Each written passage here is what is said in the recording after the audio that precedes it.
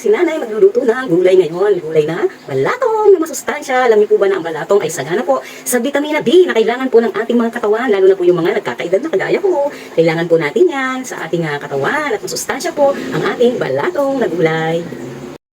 Ngayon lamang po natin ang ating gulay na balatong. Meron po akong bawang, sibuyas, Pork meron bouillon. po tayong pork. Diba may gulay na? May baboy pa.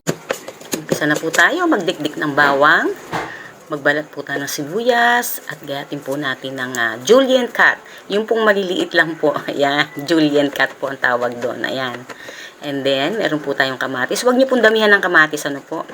At ang ating pong karne. Nakikita niyo po yung karne, yan po ay parteng kasing po yan. Hindi po ako kumukuha ng sobrang, parang yung purong laman po, no, para po juicy po yung ating karne.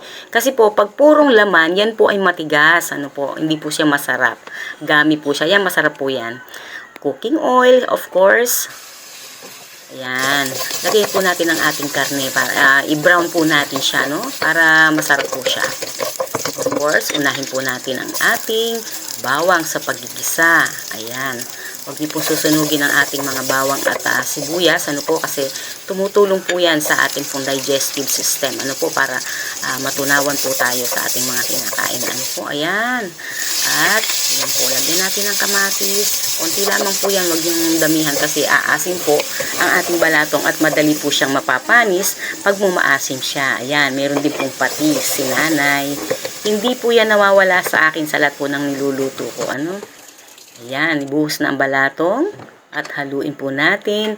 Ayan, may pork bouillon po tayo. Hintayin po natin siya'y kumulo. Ano? Ayan, takpan natin. Of course, lalagyan na po natin ang ating, yung ating hinimay na malunggay kanina. Ayan, fresh from the bakod po yan sa aming bakod. Yan, ako po, napakasarap na chicharong baboy. Ayan po ang sikreto ng masarap na munggo o balatong kung tawagin sa amin sa Pampanga. Yan po, nakaluto na po ng balatong o munggo si nanay. Ayan. Ang sarap!